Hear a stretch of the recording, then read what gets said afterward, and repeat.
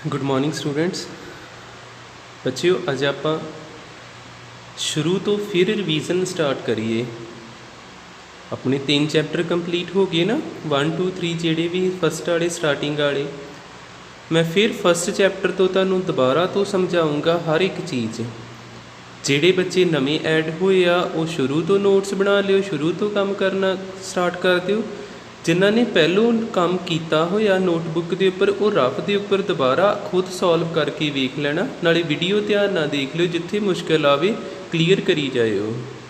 ठीक है, आप अज फिर स्टार्टिंग तो पढ़ लगे हैं चैप्टर नंबर 1 इंटीजर्स।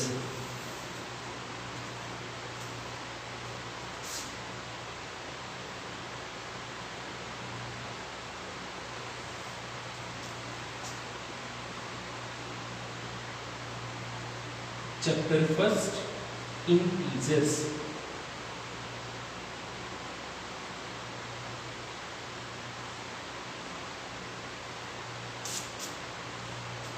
देखो इंटीजर बारे जो थोड़ी का आप नॉलेज रखनी हो, इंटीजर का सिंबल होगा कैपिटल जेड। इंटीजर का सिंबल होता है कैपिटल जेड। ठीक है, जे जेड के उपर प्लस का साइन पिया इनू बोलीदा वा पॉजिटिव इंटीजर। पॉजिटिव इंटीजर ते एक किन्ने हुंदे आ पॉजिटिव इंटीजर 1 तो शुरू हो जाते ते खत्म इनफिनिटी ते जाके बहुत ज़्यादा हुंदे आ। इन्हां दा कोई एंड पॉइंट ही नहीं हैगा ते आपां डॉट डॉट डॉट पा दांगे। जे जेड के उपर लिखिया वा नैगेटिव, ਇਹਦਾ मीनिंग हैगा वा नैगेटिव इंटीजर।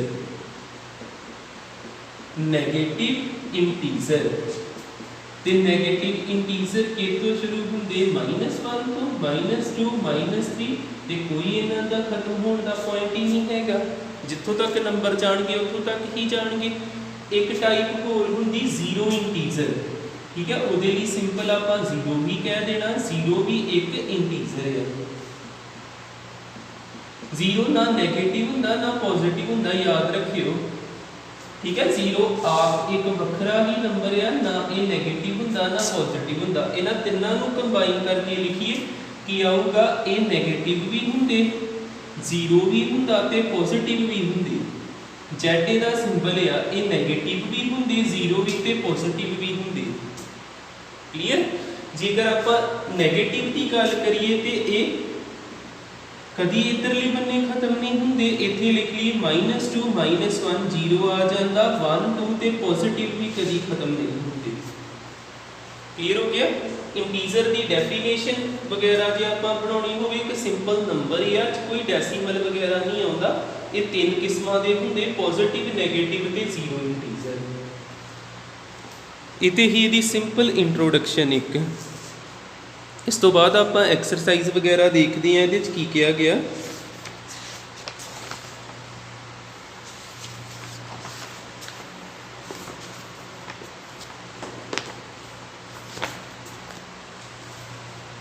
ठीक है, इन्हें नोट कर लियो। एक्सरसाइज 1.1 देखिए फिर।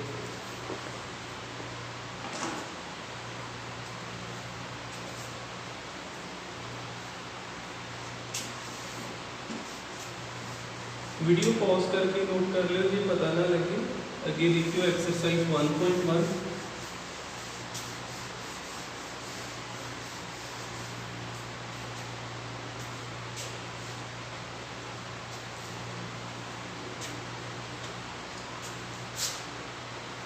फर्स्ट चैप्टर की फर्स्ट ही एक्सरसाइज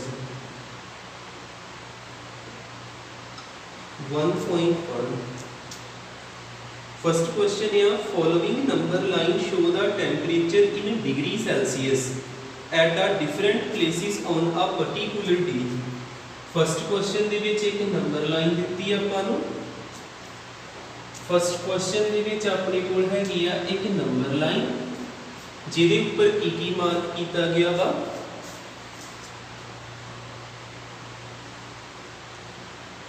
इहदे उपर जीरो भी हैगा, जीरो तो वड्डा 5, 5 तो वड्डा 10, 10 तो बाद 15, 15 ਤੋਂ ਬਾਅਦ 20 ਤੇ 20 ਤੋਂ ਬਾਅਦ 25। इतों तक पॉइंट मार्क कीते। नेगेटिव वाल भी हैगा -5 ते -10। इन्हां दे विच चार लाइन्स आ, हर एक दे विच जिद्दां इत्थे भी 4 लाइन्स मार्क कीतियां, इत्थे भी 4 लाइन्स 0 1 2 3 4 ते 5 होगा ना।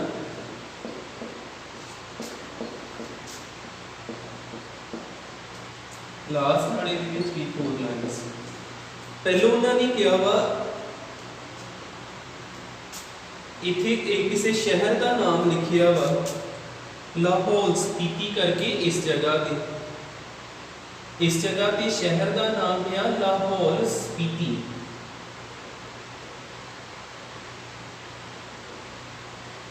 फिर अगे इस जगह पे एक शहर का नाम है श्रीनगर। मैं हेठा लिख देना श्रीनगर। उस तो बाद इस जगह पे शहर का नाम लिखिया शिमला।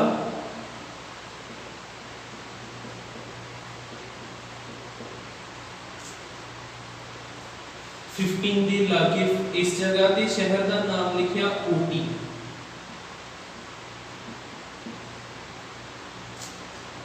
बेंगलुरु भी लिखिया इस जगह पे।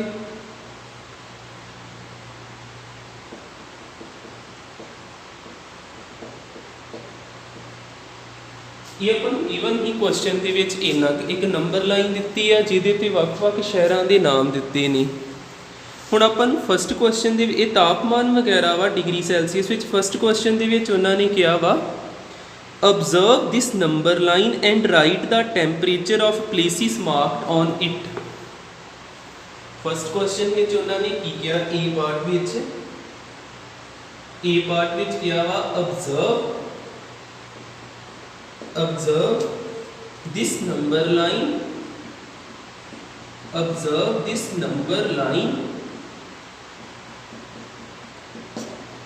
and write the temperature of the places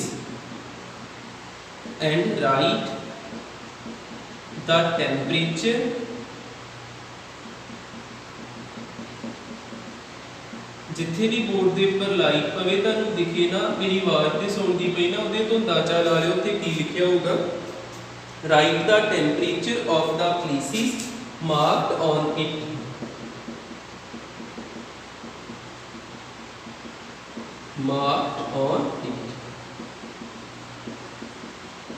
बड़ा सिंपल क्वेश्चन है। इथे देखियो पहलो प्लेस केड़ी है लाहौल स्पीति। इहदा सोल्यूशन लिखी आपां लाहौल स्पीति। इहदा कितना तापमान होगा?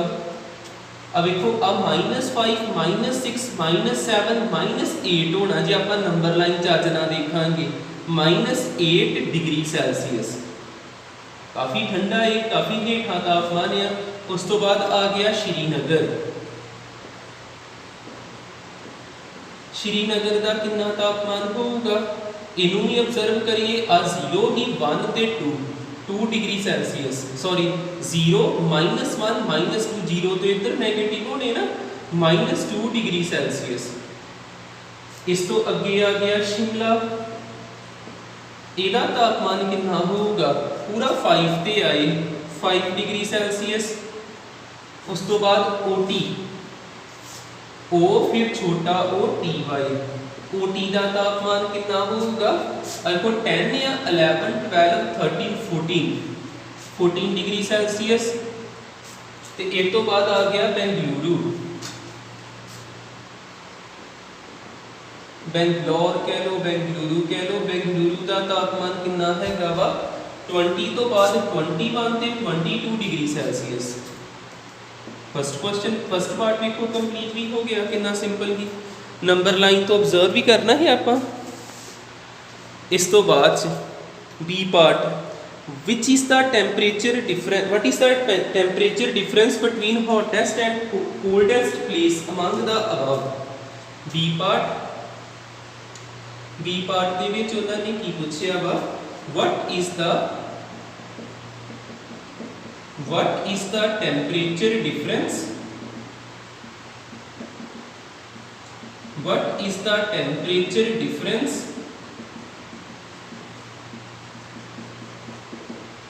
between the hottest and the coldest place, between the hottest and coldest place and the coldest place.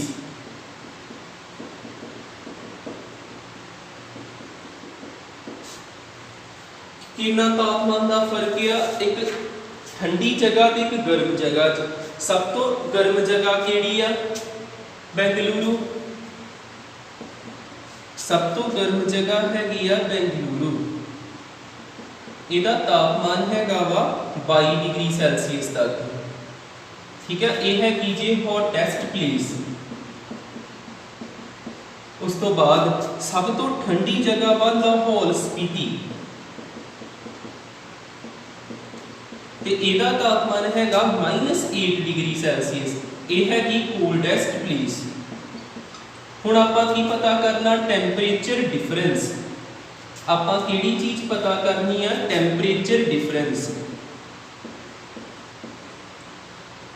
Temperature difference आपां किवें कढांगे। पहलों आपां लिखना हॉटेस्ट का कितना वा 22 डिग्री सैल्सियस, फिर माइनस पा के लिखना कोल्डेस्ट का कितना वा -8 डिग्री सैल्सियस।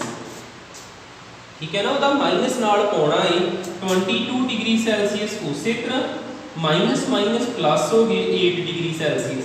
जब डिफरेंस कटो माइनस पाई का तो आ माइनस पहलों है माइनस माइनस प्लस हो गए 22 ते 8 कितना आ गया 30 डिग्री सैल्सियस। ये आ गया जी टैंपरेचर डिफरेंस। ठीक है, 30 डिग्री सैल्सियस बन जाना। सिंपल है ना। इस तो नेक्स्ट अगला C part, what is the temperature difference between Lahaul Spiti and Srinagar. C part हेठा लिख लेने आ, लभ जूगा।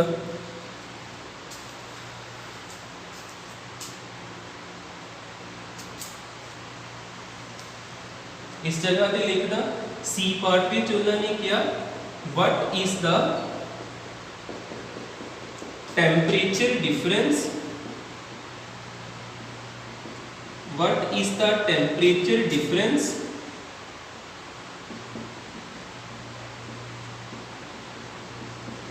between Lahaul Spiti and Srinagar.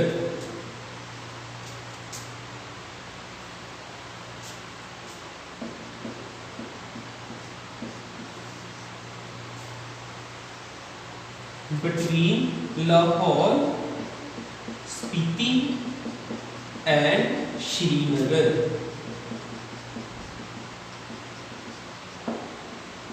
इसे करना आ ही जाना, ऊपर वाले वांगू करना। इसका सोल्यूशन देखियो, लाहौल स्पीति का तापमान कितना, लाहौल स्पीति का तापमान कितना हैगा वा कितना आपां इत्थे लिखिया कि -8 डिग्री सैल्सियस।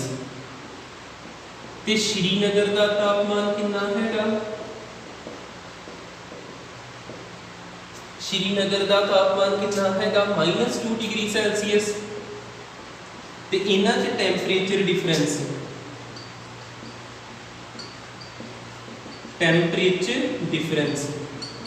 जब भी टैंपरेचर डिफरेंस लिखो पहलों वध तो वध लिखो, -8 वड्डा हुंदा कि -2 वड्डा हुंदा, याद रखियो। -8 नालों -2 वड्डा हुंदा, जिहड़ा 0 दे कोल हुंदा नेगेटिव वाला वो वड्डा नंबर हुंदा। -2 पहलों लिख के फिर माइनस पा के डिफरेंस ली माइनस पाईदा, दूजे का -8 कितना आ जाऊगा ये -2 + 8 ये आ गया +6 डिग्री सैल्सियस। एक बार चेक कर लिए -6 डिग्री सैल्सियस नहीं हैगा। ठीक है, +6 डिग्री सैल्सियस आ गया। प्लस लिखना लिखियो, नहीं तो कोई गल नहीं। इन्ना दिखता पिया ना बोर्ड, ठीक है। उस तो बाद अगला part, D part, can we say temperature of Srinagar and Shimla taken together is less than temperature at Shimla. D part में उन्होंने की पूछ लिया आपां क्वेश्चन तो तुम चलो पहले लिखने, मैं सीधा का आंसर करके देना। Temperature of Srinagar and Shimla taken together, पहले देखते हैं टेम्परेचर ऑफ श्रीनगर। श्रीनगर का तापमान कितना हैगा वा? श्रीनगर का तापमान हैगा वा अपने को -2 डिग्री सैल्सियस। ते टेम्परेचर ऑफ शिमला, शिमले का तापमान कितना हैगा अपने को 5 डिग्री सैल्सियस। इन्हों इकट्ठे जोड़ के देखिए कितना बनता। इन्हों जो ऐड करोगे 3 डिग्री सैल्सियस बनना जी, क्योंकि आप नैगेटिव आ, इन्हों ऐड किया 3 डिग्री सैल्सियस बन गया। हुण कल्ले शिमले का लिखिए फिर तापमान, टेम्परेचर ऑफ शिमला वो कितना ही 5 डिग्री सैल्सियस। हुण देखियो आ तापमान जिहड़ा आया ये दोवां इकट्ठियां दा आया, श्रीनगर ते शिमले का। क्या कल्ले शिमले का वा? शिमले का कल्ले का ज़्यादा वाला ते दोवां दे जोड़न दे नालों, ते अपना जवाब आऊगा यस। यस विच आपां लिखना। उन्होंने कहा कि ना भी आपां कह सकते श्रीनगर ते शिमले का तापमान इकट्ठियां दा घट है शिमले के तापमान नालों, ते अपना आंसर है यस, आपां कह सकते हैं। Is it also less than the temperature of Srinagar? Srinagar के तापमान तो भी घट है, नहीं, वह -2 डिग्री सैल्सियस है। अगे आप कह सकते हैं no it is not less than temperature of Srinagar, क्योंकि ਇਹਦਾ ਤੇ आया 5, श्रीनगर का हैगा -2, वो तो नहीं घट है, वो ज़्यादा घट है।